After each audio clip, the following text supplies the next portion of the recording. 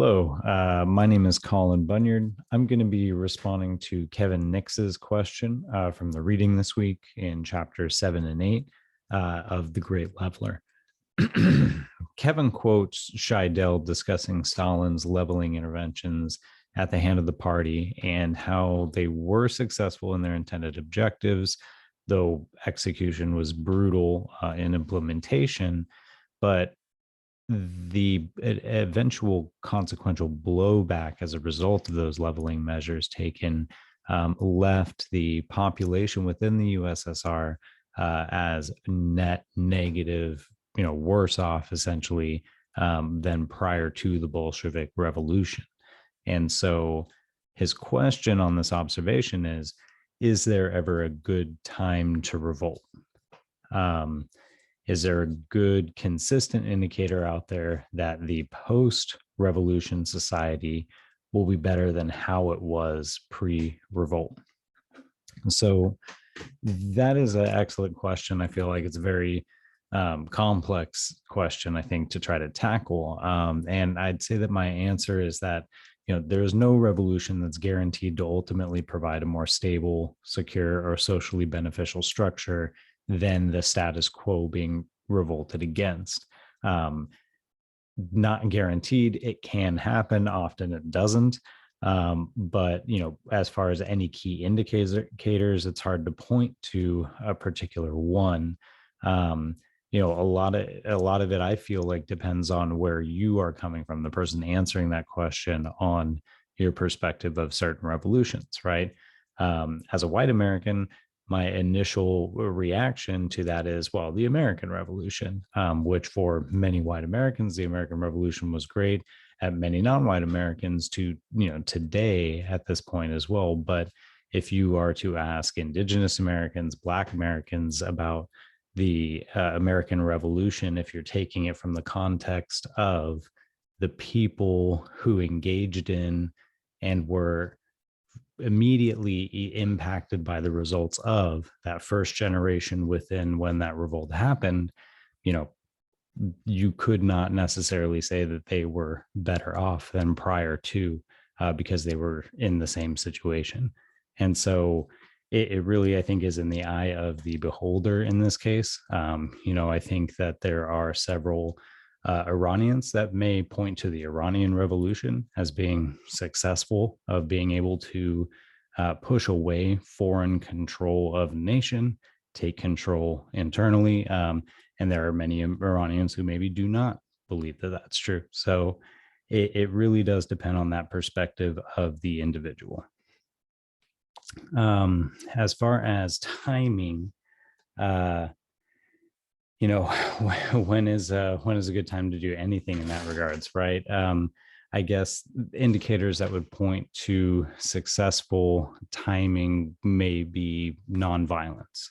That could be an indicator, though there aren't too many examples of nonviolent revolutions that I'm at least aware of at this point.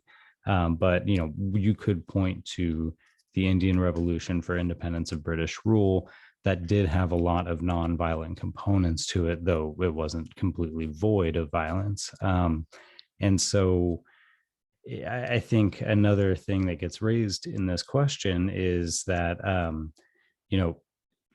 what are you measuring as that situation after the revolution?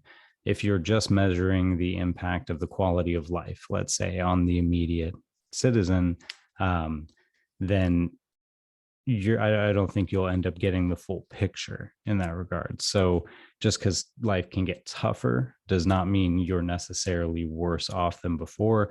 And what I mean by that, as a specific example, is the Haitian Revolution, right?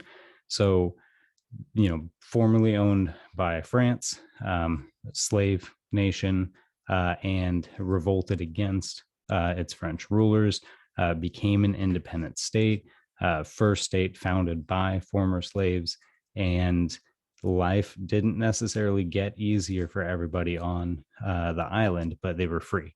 And so that is an incredibly positive net result overall, while still, enduring difficult conditions on the ground, if you will.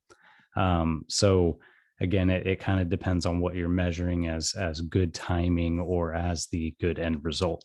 So I'll wrap up with, Thomas Jefferson famously wrote to James Madison in a letter, I hold it that a little rebellion now and then is a good thing, and as necessary in the political world as storms in the physical.